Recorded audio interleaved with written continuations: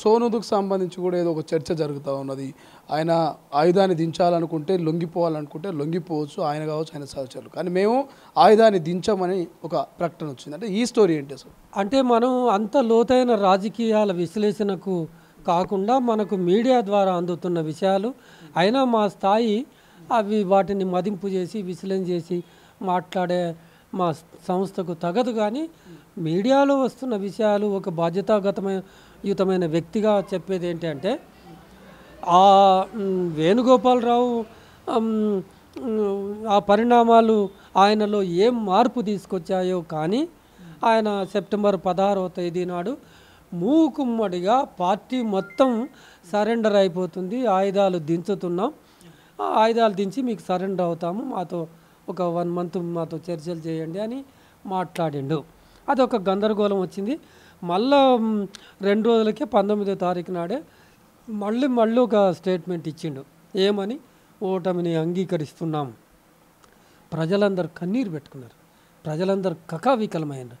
ఇన్నేళ్లుగా పనిచేస్తున్న పార్టీ ఏమైపోతుంది అని చాలా బాధకు ఆవేదనకు ఆక్రోశానికి ఆక్రందనకు గురైన పరిస్థితుల్లో మళ్ళీ పార్టీ నుంచి ఒక జగన్ పేరుతో ఒక స్టేట్మెంట్ వచ్చింది.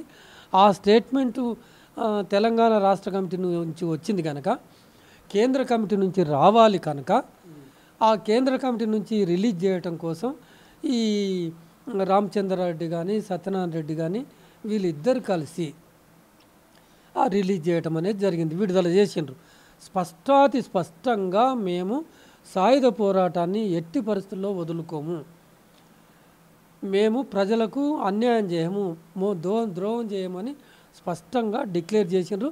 సోను దాదా రాసిన లెటర్కు మాకు సంబంధం లేదు, అది వ్యక్తిగతమైన అభిప్రాయం అని అన్నారు. అది ఇప్పటి వరకు ఆయన వెళ్ళిపోవచ్చు, కానీ వెళ్ళిపోయే ముందు మా మీద పెద్ద ఒక ప్రమాదకరమైన ప్రకటన విడుదల చేసిండు, మాతో మాట్లాడకుండా ఉన్నాడు అని.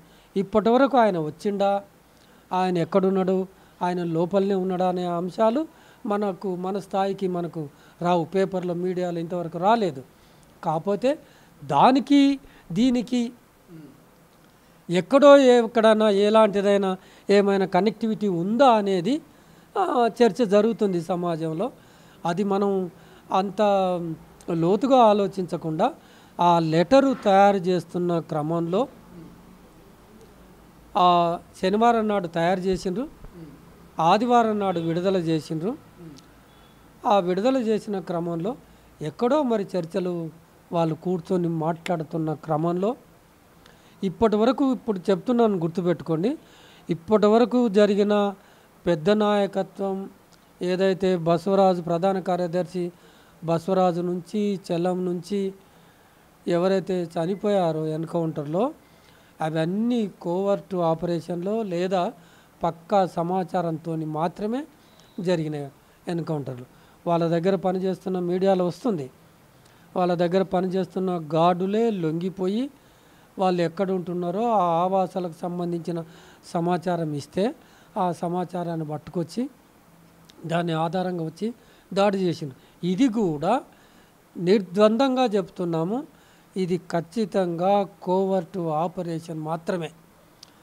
ఎవరో ఒకరిని లొంగ తీసుకొని వాళ్ళే పార్టీలకు పొమ్మని చెప్పి వాళ్ళ శక్తులను సిఆర్పిఎఫ్ శక్తులను పంపించి వాళ్ళు అందులో పనిచేసి నమ్మకాన్ని చూరగొని అక్కడ వాళ్ళు ఇద్దరే ఉన్నప్పుడు చేసిన ఈ ఘటన. లేదా ఇన్ఫార్మర్స్ ఉండనే ఉన్నారు, వాళ్ళ దగ్గర రెడీగా ఇన్ఫార్మర్స్ ఉన్నాయి.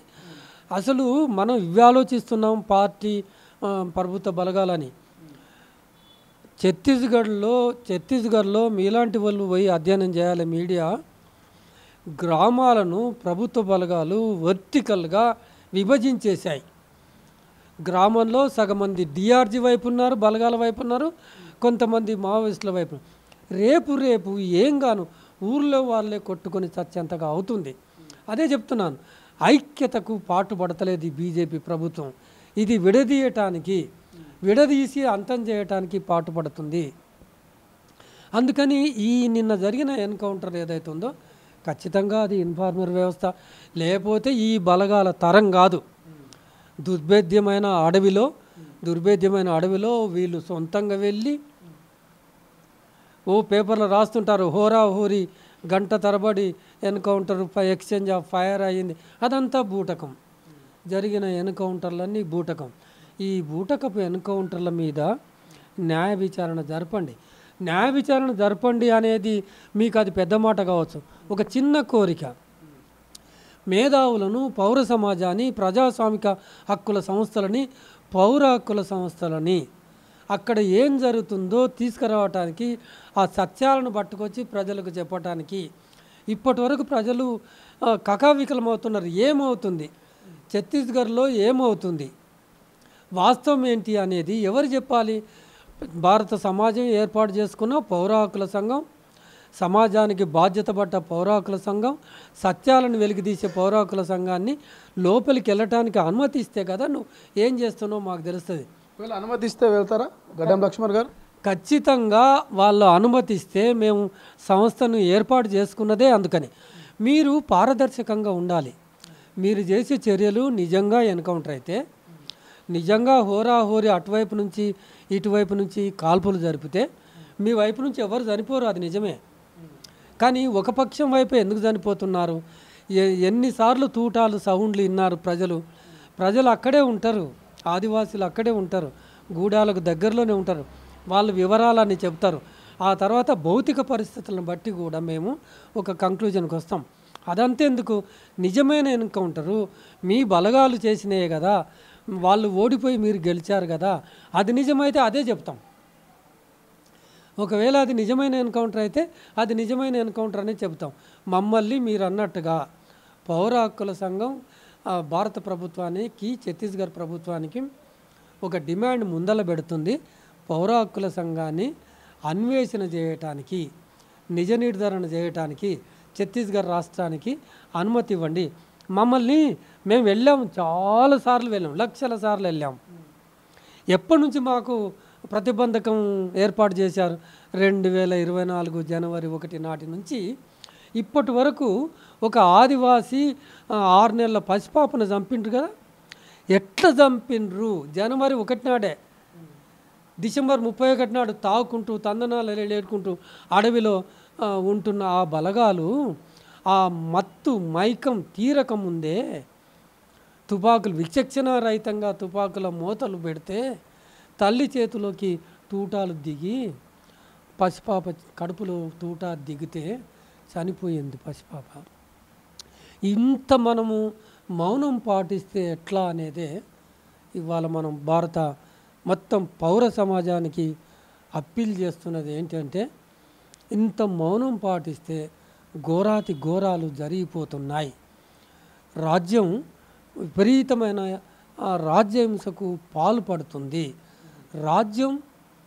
రాజ్యాంగానికి లోబడి, చట్టాలకు కట్టుబడి పరిపాలన ప్రజాస్వామ్యబద్ధంగా చేయాలి అనుకుంటే పౌర సమాజం మేల్కొనాల్సిందే. ఒక్కటే మాట చెప్తా, ప్రభుత్వాలకు సొంత దేశ పౌరులను చంపే అధికారం లేదు. బలగాలు, పోలీసు బలగాలు వాళ్ళ డ్యూటీ ఎంతవరకు ఉంటుందంటే, ఎంత పెద్ద నేరస్తుడైనా సరే ఆయుధాలు ఉన్నప్పటికీ ఆయుధాలను నిర్వీర్యం చేసి, నీ చేతులకు దొరకందే చిత్రహింసలు పెట్టి కాళ్ళు చేతులు, నీ చేతికి దొరికిన ఘటనలు చాలా ఉన్నాయి కదా. ఒకవేళ దొరకకపోయినా మేము ఒక డిమాండ్ ఏం పెడుతున్నామంటే, శాస్త్రీయంగా బలీయమైన ప్రభుత్వం శాస్త్రీయంగా వాళ్ళ తుపాకులను ఎట్లా నిర్వీర్యం చేయాలో సంయానంతో, ఓపికతో, మానవతా దృక్పథంతో ఆలోచించి ఓపిక పట్టి వాళ్ళను నిర్వీర్యం చేసి, ఆ ప్రాంతానికి అంతెందుకు ఎన్కౌంటర్ నువ్వు సరౌండ్ చేసేసావు, చుట్టుముట్టావు. ఇప్పుడు జరుగుతున్నాయని చుట్టుముట్టే చేస్తున్నావు. 1000 మంది. ఓపిక పడితే, కొద్దిసేపు ఓపిక పడితే సరిపోతుందిగా. 2 రోజులు 3 రోజులు తిండి లేకుండా, నీళ్ళు లేకుండా చేసేస్తే ఆటోమేటిక్గా వాళ్ళు దొరికిపోతారుగా. అట్లా కాదు, వాళ్ళ తలలకు వెలగట్టారు.